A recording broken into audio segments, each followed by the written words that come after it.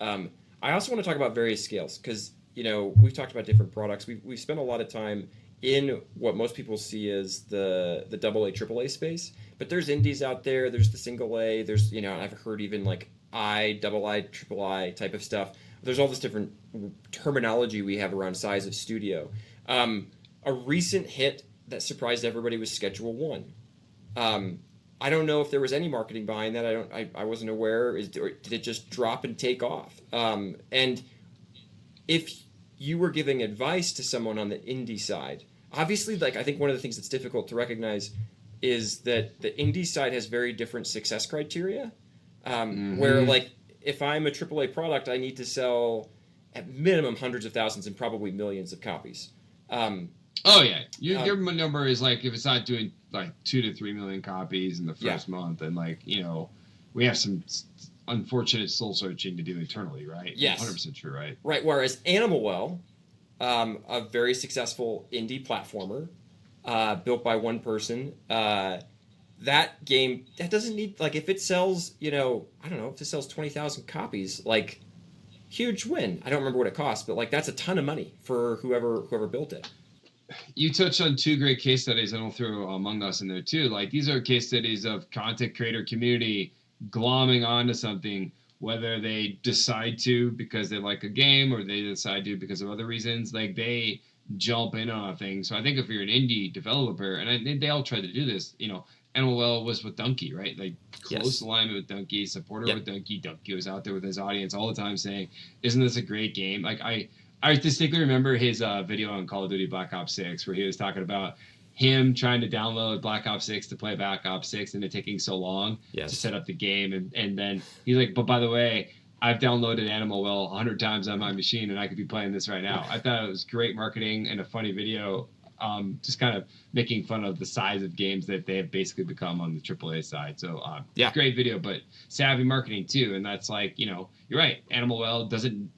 I think it's the thing that smaller game makers have like a lot more leeway to experiment, whereas a big company is very much got to do things a certain way, or they feel like they have to because there's a lot more risk on their end. Not to say there's not risk on the smaller side, but like ultimately, like you can to be successful is a much smaller amount of like it's a much less risky endeavor for them, let's say, right? And so because their TAM is much smaller, like they can do tens of thousands of copies and be wildly successful. In our system, we measure all games because they too pull the attention and demand away from the big games.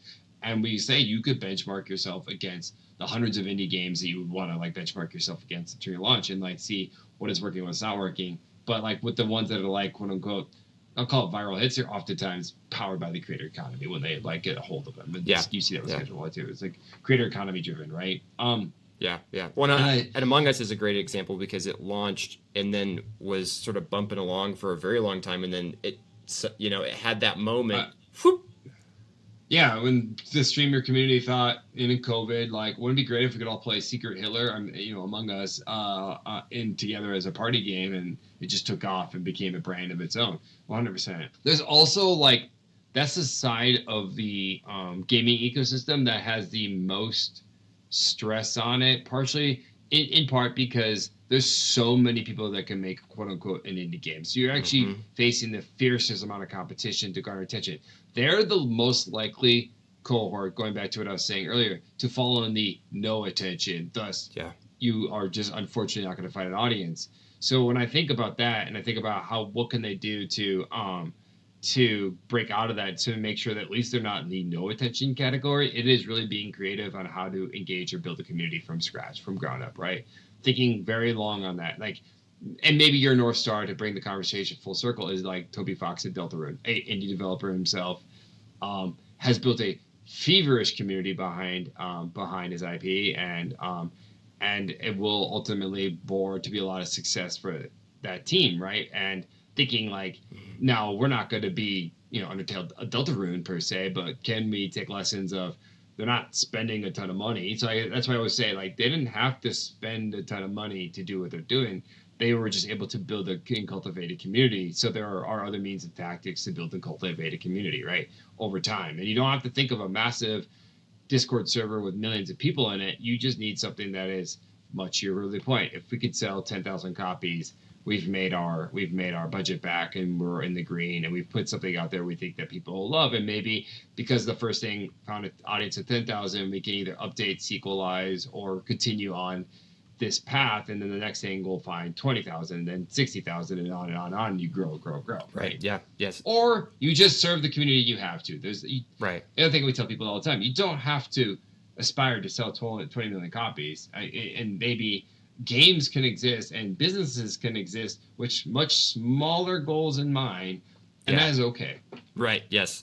There's still somebody running a successful bookstore somewhere in a city, and like, yes, Amazon exists, and yes, Barnes & Noble exists, and I still have the thing that I do, and it pays the bills, and I like it. So yeah.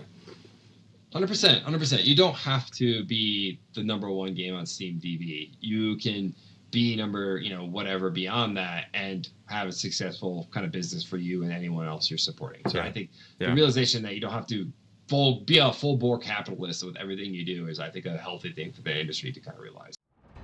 Does this sound familiar?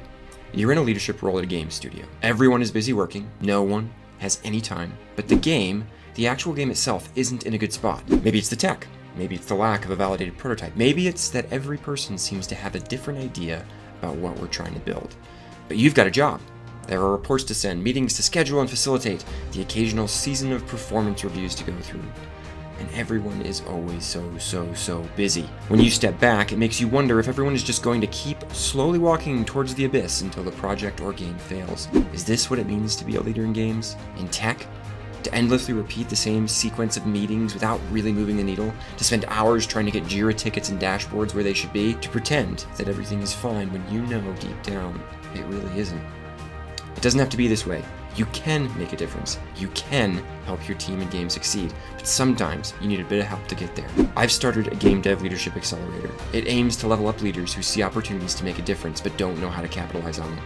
We'll walk through what it means to lead well and give you tools to understand your organization's challenges and implement changes to overcome them. Game dev is hard. Knowing how to lead will give you an edge. It will still be hard, but you'll be ready to tackle it. If you're interested, let me know below, hit the link. I hope to see you in the accelerator because I believe better leaders will help teams make better games, and I look forward to someday playing what you create.